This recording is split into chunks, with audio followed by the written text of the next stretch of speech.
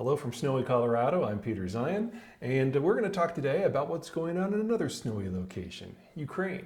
Now, for those of you who have not had your heads stuck in the sand, you know that the Russians are making all kinds of threatening noises, and everyone in Europe is concerned that the Russians are about to use those 100,000 troops that they've got massed on the border to actually invade and conquer the country.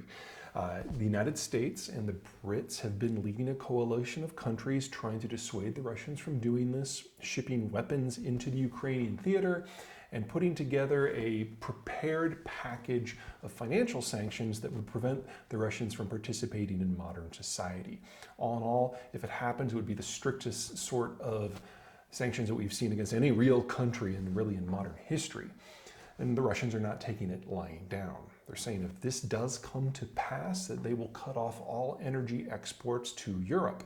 Now that's just over 1/3 of the natural gas that the Europeans use, as well as somewhere around 30% of their oil. To that end, the Biden administration, working with a few others, has started to put together the pieces of a plan to ship natural gas from the United States and other major producers into into Europe in order to make up for the shortfalls. Sounds like a great plan, right? This should just solve the issue. The US is the world's largest natural gas producer. We get lots of waste stuff out of the shale fields. Perfect, right?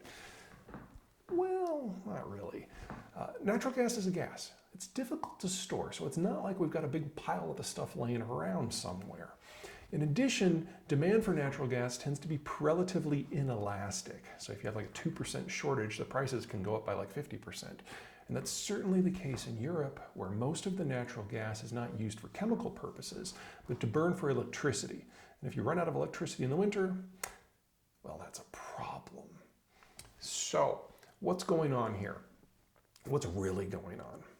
Well, there's a little bit of hope that this plan might work a little bit.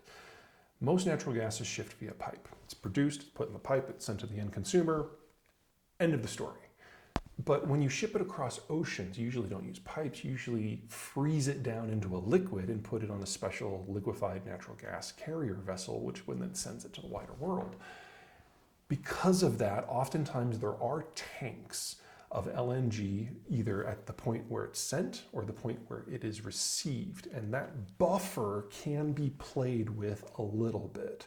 So there might be enough natural gas out there to get 1 or 2 billion cubic feet per day to the Europeans without too many problems. That's not going to cover 10% of what they need, but it's not insignificant.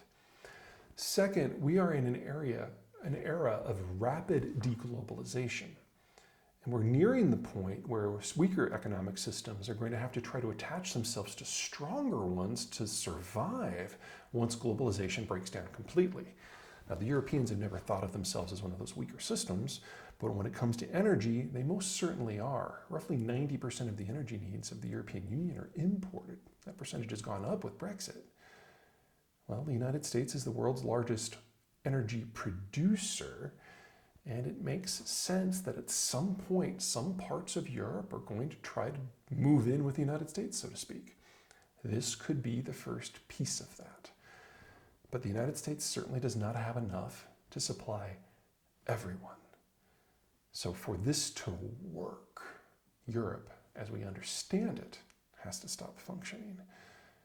Which means that a Russian invasion of Ukraine is really just the first step on a very, very long road to European dissolution. All right, that's it for me. Until the next war.